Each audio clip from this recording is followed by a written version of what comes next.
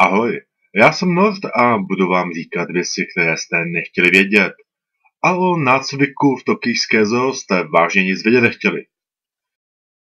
Co 2 roky se v tokijské zoo v Uenu pořádá velký nácvik odchytu divoké šelmy na útěku. Víc jak 150 hasičů, policistů a zaměstnanců zoologické zahrady se sejde, aby odchytili jednoho chlapíka v plišovém kostýmu. Kupodivu nejde o žádnou show, která má nalákat turisty a návštěvníky, ale o regulární seriózní nácvik v rámci tokijské připravenosti na zemětřesení. Takhle aspoň policisté ví, jak se mají chovat, kdyby při nějaké další katastrofě utekl zdivočelý maskot lokálního basketbalového týmu. Spousta přihlížejících se ale letos stěžovala, že u těch opice byla strašná nuda a že tam chybilo takovéto napětí, jako když 4 roky zpátky utekl zdivočelý papírový nosorožec, který dokonce několik lidí zabil a pošlapal.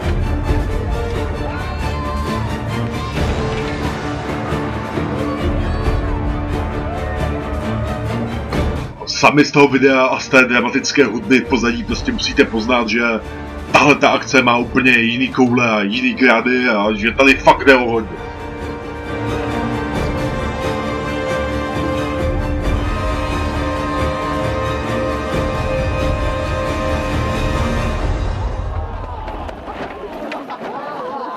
Z dalších zvířat, který takhle běžně utíkají z uenské zoo, se podívejme třeba ještě na ledního medvěda.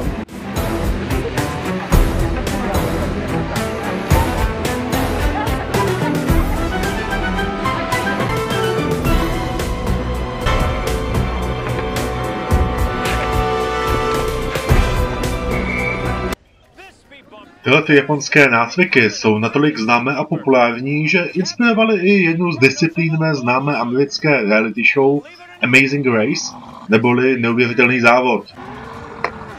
Aspoň tak si myslím, že se to v češtině jmenuje. Nekamenujte mě, pokud je to jinak. Na televizi nekoukám.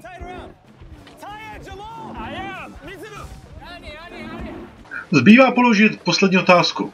Jsou tyhle ty nácviky opravdu k něčemu užitečné? No, když v roce 2010 skutečně z téhleté zoo utekla opice, tak ji chytli až po 6 hodinách a to ještě ve sklepě nedaleké restaurace. Takže si udělejte názor sami. Díky za pozornost, pokud jsem vás tímhletím videem pobavil, tak ho ukažte kamarádům, nasdílejte ho prosím na Facebooku a jestli chcete vidět zase nějaké další, tak klikněte tady dolů na tlačítko odebírat. Zase u dalšího videa, ahoj!